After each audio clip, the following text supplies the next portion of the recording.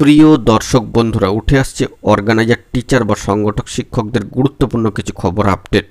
কার্যত একেবারে মাসের শেষে সুপ্রিম কোর্টে গুরুত্বপূর্ণ কেস নিয়ে উঠে আসছে ব্রেকিং নিউজ আপডেট। হঠাৎই নয়া মোড়।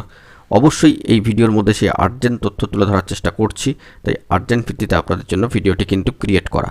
ভিডিওটিকে শেষ পর্যন্ত ওয়াচ করবেন, অতি অবশ্যই চ্যানেলটিকে সাবস্ক্রাইব করে নিয়ে সঙ্গে থাকবেন। চলুন কথাবার্তা না বাড়িয়ে মূল টপিকে ফোকাস করে সম্পূর্ণ বিষয়টিকে জেনে নেওয়ার চেষ্টা করি।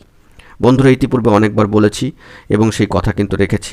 এবারে আরও একবার আমরা কিন্তু তথ্য প্রমাণ সহ তথ্য ভিত্তিক ভিডিও সরাসরি অন স্ক্রিনে রেখে আলোচনা করব, কারণ ইতিপূর্বে আমরা বহুবার জানিয়েছি যে তথ্য প্রমাণ ছাড়া আমরা কিন্তু কোনো ভিডিও করি না অর্গানাইজার টিচারদের বিষয়।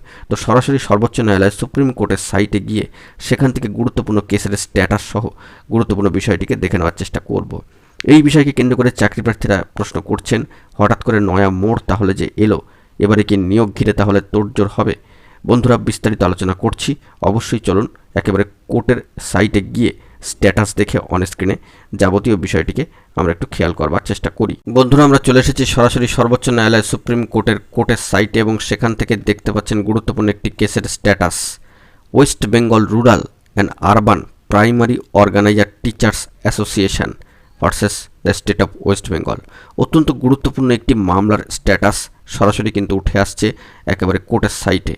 এই মামলা যা আপনারা বর্তমানে দেখতে পাচ্ছেন অন স্ক্রিনে, সেক্ষেত্রে পিটিশনারদের তরফ থেকে সম্মানীয় অ্যাডভোকেটে গুরুত্বপূর্ণ বিষয়টি উল্লেখিত হয়েছে যে সম্মানীয় রামেশ্বর প্রসাদ গোয়াল মহাশয়, সম্মানীয় পিটিশনারদের তরফ থেকে অ্যাডভোকেট মহাশয় এখানে উল্লেখিত হচ্ছেন। দেখুন সরাসরি অন স্ক্রিনে যে রামেশ্বর প্রসাদ গোয়াল, এবং মামলা এখানে পিটিশনার পক্ষ হচ্ছেন West Bengal rural and urban primary organiser teachers association. রেসপন্ডেন্টদের তরফ থেকে রয়েছে the state of West Bengal. এই মামলা ফাইল্ড অন 25/9/2024 3:37 PM অর্থাৎ 3:37 PM কিন্তু এই মামলা ফাইল্ড হয়েছে এবং এসএলপি নাম্বার এখনও পর্যন্ত কিন্তু আসেনি। তো কেসের স্ট্যাটাস স্বভাবতই এখনও পর্যন্ত কিছু দেখাচ্ছে না। আপনারা নিজেরাও এই বিষয়ে অবশ্যই কোর্টের সাইটে গিয়ে চেক করে দেখতে পারেন। তবে এসএলপি নাম্বার এখনও পর্যন্ত আসেনি, ডায়েরি নম্বর রয়েছে। এই মামলা ফাইল্ড হচ্ছে 25/9/2024 তারিখে 3:37 PM।